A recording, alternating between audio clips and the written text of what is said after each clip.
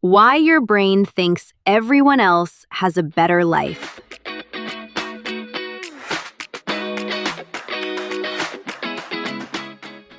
Have you ever put your phone down and felt worse than before you picked it up? Not devastated, not in crisis, just smaller somehow. Like your own life, the actual one, with its real moments and real people, just got a little harder to appreciate. Because what happens in your brain during a social media scroll is not random, and it is not a reflection of your life. It is a very specific neurological trap, one that researchers have now mapped in detail. And once you understand how it works, you cannot unsee it. That's what I want to explore with you today. Why social media leaves so many of us feeling quietly behind, and what the science says we can actually do about it.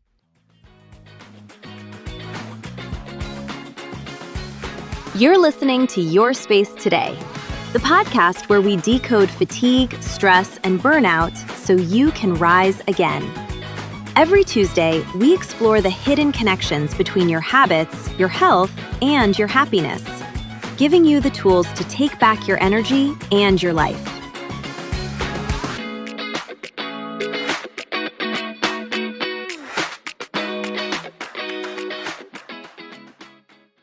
The first photo stops you cold. Your college friend Sarah is sitting in a Parisian cafe, sunlight catching the steam from her coffee cup, white sundress, impossibly unwrinkled. Caption: sometimes you just need to follow your heart across the ocean. Your chest tightens. The contrast between her morning and yours feels crushing. Now, here's what most people think is happening in that moment. They think, I'm feeling bad because my life isn't as good as hers. But that's not what's actually happening, and the difference matters enormously. Let me introduce you to someone. Maria is 34. She manages projects at a mid-sized company. She has 2 school-age children and a partner who is, by her own assessment, mostly kind. She is good at her job. She loves her kids. She has real friendships. She knows all of this. She also knows, in a way she can feel in her chest most mornings, that she is somehow falling behind. On the particular morning I want to tell you about, she opens Instagram while her coffee brews. In under 3 minutes, she sees a former colleague posting from a work conference in Barcelona, her neighbor's kitchen renovation reveal, all white marble and pendant lights, her sister-in-law announcing she's been accepted to a graduate program, a high school acquaintance at a lake house for the weekend, her gym friend crossing the finish line of a half marathon. Now, here's the thing most people miss. Maria's brain is not comparing her life to any one of those people. It's doing something far more damaging. It's stitching those 5 people together. It's assembling a composite, a fictional character who combines the Barcelona conference and the marble kitchen and the marathon finish line, and presents that as a single person's permanent reality. That character doesn't exist. No one lives that life. But Maria's brain doesn't know that. And here is what the research shows. The longer someone has been on these platforms, the more likely they are to believe that other people are genuinely, consistently, measurably happier than they are. Not as a fleeting impression, as a belief. What Maria's feed never showed her, her colleagues spent money she couldn't afford on that blazer and ate airport sandwiches for 3 meals. The marble kitchen renovation has been running 6 months over schedule, and the stress is pulling a marriage apart. Her sister-in-law is quietly terrified about taking on student loans at 36. The lake house belongs to the acquaintance's parents. She works 2 jobs to afford everything else. The marathon runner cried from exhaustion at kilometer 16. None of this appeared in the feed. None of it ever does. Maria is not comparing herself to real people living real lives. She is comparing herself to a composite fiction. And here's where things get really interesting. The comparison trap is neurological, not personal. And once you understand the mechanism, you can't unsee it. Your brain was never designed to process the volume of information that modern life throws at it. So it relies on shortcuts, mental rules of thumb that psychologists call heuristics. One of the most powerful is called the availability heuristic. The idea is this: your brain judges how common or likely something is based on how easily examples of it come to mind. If something springs to mind quickly and vividly, your brain treats it as representative of reality. On social media, this shortcut misfires. Positive, exciting content is what people post. Your brain encounters a constant stream of promotions, holidays, and achievements. Because this is what comes to mind most easily, the availability heuristic leads it to conclude, this is what normal life looks like for other people. Your own Thursday of paying bills and doing laundry, that never makes it into the feed. So it never becomes a data point about how others actually spend their time. A second cognitive trap amplifies the problem. The correspondence bias, sometimes called the fundamental attribution error, is our tendency to attribute other people's behavior to their character and their permanent circumstances, rather than to situational factors. When you see a glamorous holiday photo, your brain assigns that image to who that person is. It doesn't think, this is one moment they chose to photograph while not photographing the flight delay, the argument at breakfast, or the credit card debt. It takes the curated version as the complete truth. For people you see regularly, this bias is weaker. You have other information. But for the strangers and acquaintances who populate most of our feeds, it operates almost without check. This is why having more strangers in your feed intensifies the comparison problem. It would be comforting to believe all of this is accidental. It isn't entirely. Social media platforms are built around an engagement metric. The more time you spend on the platform, the more advertising revenue it generates.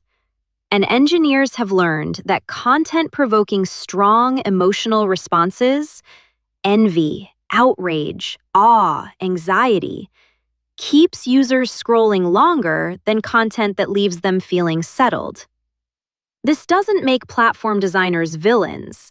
Many genuinely believe they're building connection. But the commercial incentives of attention-based business models do not align with your psychological well-being. The feed you scroll through has been optimized to hold your attention, not to help you feel good about your life. Maria's reaction is not a personal weakness. It is, in large part, a designed outcome. And this leads to a very uncomfortable question. If the mechanism is neurological and the platforms are designed to exploit it, then why does all the advice focus on individual willpower? This is the part nobody talks about. Maria's elevated blood pressure and her late-night scrolling were not coincidental. The comparison spiral that begins on a phone screen doesn't stay there. It moves through the body, disrupting how you eat, how you move, how you think, and how you sleep. Let's go through all 4. Fuel. When your brain registers a social threat, a signal that you are falling behind, it activates the same biological stress response designed for physical danger. Cortisol rises, the body prepares for action. In the short term, this suppresses appetite. Maria skipped breakfast the morning after a bad scrolling session, not because she chose to, but because her body was primed for a different kind of emergency. In the longer term, the opposite happens. Chronically elevated cortisol increases cravings for calorie-dense foods, high in sugar, high in fat. The 3 in the afternoon reach for something sweet that Maria noticed was not a lack of willpower. It was a hormonal consequence of sustained low-level stress. Movement. The stress response is designed to produce physical action, fight or flee. When neither is available, when the threat is not a predator but a photo of someone's kitchen renovation, the stress hormones accumulate without the release they were designed for. The most immediate sign is muscle tension. Maria's shoulders had become permanently tight without her noticing when it started. These are not dramatic symptoms. They are the ordinary signs of a nervous system that has been lightly activated for too long. The irony is that movement is one of the most effective ways to metabolize stress hormones. Even a brisk 20-minute walk significantly reduces circulating cortisol and improves mood. But chronic tension and fatigue produce a powerful disincentive to move, the very thing that would help. Mind. At midnight, Maria was replaying the Barcelona photo and mentally composing a response, some achievement of her own that would signal she was keeping up. Psychologists call this rumination. It's not thinking through a problem, it's repetitive, unproductive mental cycling, going over the same ground without moving forward. And the comparison trap is particularly effective at triggering it, because the standard it sets is always moving. You can't resolve the comparison. There's always another post. So the mind circles. Over months and years, this produces a quiet but significant shift. Maria had not had a catastrophic breakdown. She had simply, gradually, reset her baseline downward, until a life that was genuinely good began to feel like a consolation prize. Rhythm. Of all the ways the comparison trap damages well-being, disrupted sleep may be the most underestimated. The circadian rhythm governs not just when you feel sleepy, but the timing of hormone release, immune function, appetite regulation, and mood. And it is remarkably sensitive to 2 things: the blue light from phone screens, which suppresses melatonin production, and mentally activating content, which raises cortisol precisely when the body needs to wind down. Maria's midnight scroll was damaging on both counts, and the consequences compounded. Poor sleep made her emotional regulation worse the next day, which meant the same content produced a stronger reaction, which disrupted the next night's sleep. Sleep is not a luxury. It is the foundation on which every other system rests. When it is consistently disrupted, everything else becomes harder. Managing stress, making food choices, finding energy to move, maintaining perspective. So the real question becomes, if the comparison spiral runs through your body, through fuel, movement, mind, and rhythm, then a weekend detox was never going to be enough. Here's what actually works. Before we get to what works, let's address what doesn't. A digital detox, 2 or 3 days away from social media, offers genuine short-term relief. People often report feeling calmer and more present. But if you return to exactly the same patterns with no change in how you consume content, the comparison anxiety comes back quickly. Taking a break without building new habits is like draining a flooded basement without fixing the leak. Here's a simple experiment. You don't have to commit to it forever. Just try it for 7 days. Day 1 to 2, the audit. Open your following list. Find 5 accounts that consistently leave you feeling inadequate. Not accounts you dislike, but accounts that reliably trigger the comparison spiral. Mute them. Not unfollow if that feels too final. Just mute. Day 3 to 4, active only. If you open social media, use it only to post something, comment on a specific friend's content, or send a direct message. No passive scrolling. The research on passive versus active use is consistent. Passive use drives envy and well-being decline. Active use doesn't produce the same effect. Day 5 to 6, the 30-minute cap. Set a hard daily timer across all platforms combined. When it goes off, stop, even mid-scroll. A University of Pennsylvania study found that limiting use to roughly 30 minutes per day produced measurable reductions in loneliness and depression within 3 weeks. Day 7, the 24-hour reset. No social media for 1 full day. Replace the time with something involving real-world presence. A conversation, a walk, a meal, a book. In one experiment with over 1,000 people, even a single week off produced significantly higher life satisfaction and more positive emotions. The effects were greatest for heavy users and passive users, likely the people who needed it most. Alongside the experiment, try one mental shift when you catch yourself in a comparison spiral. Name it. Research shows that simply labeling an emotion, "I'm feeling envious," reduces its intensity by engaging the rational, perspective-taking part of the brain and partially disengaging the threat detection system. You don't need to resolve the feeling. Naming it is enough to take some of its power away. And the second question to ask whenever you see a highlight post: what am I not seeing here? What was happening in the hour before this photo was taken? What does this person's regular Tuesday look like? This is not cynicism. It's context.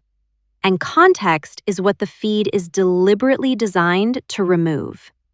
So if you've been scrolling and finding yourself quietly falling behind, measuring an ordinary Tuesday against someone else's highlight reel, lying awake at midnight replaying what you should have done differently, you're not weak. You're not falling behind. Your brain is running a shortcut it was never designed to run in this environment. And once you understand that, once you can see the mechanism, you can start working with it instead of against it. Maria's story doesn't end with a dramatic realization. It ends the way most real change does, gradually, with small shifts that accumulate.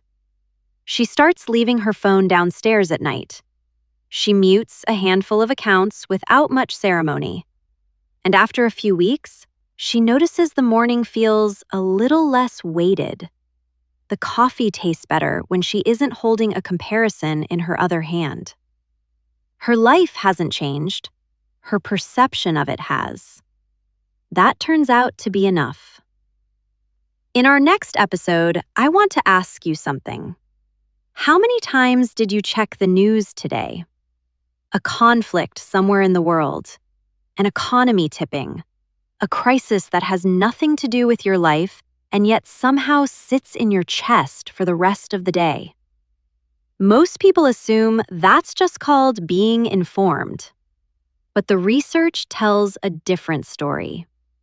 Your brain was never designed to hold the weight of the entire world's suffering at once. And when we ask it to do that, every morning, every evening, every time there's a spare moment, something measurable happens to our fuel, our movement, our mind, and our rhythm. That's next time on Your Space Today. If you found value in today's episode, I'd really appreciate it if you'd share it with friends or family who might be struggling with similar issues. Sometimes understanding that we're not alone in this struggle and that there are real, science-based explanations for what we're experiencing, that knowledge alone can be incredibly empowering. Thank you so much for spending this time with me today. Take care of yourself. You deserve it. Your Space Today is published every Tuesday at 6 p.m. For detailed information, disclaimers, scientific references, visit the links below this podcast. This podcast is for educational purposes only and does not constitute medical advice, diagnosis, or treatment. Always consult with your healthcare provider regarding any health concerns,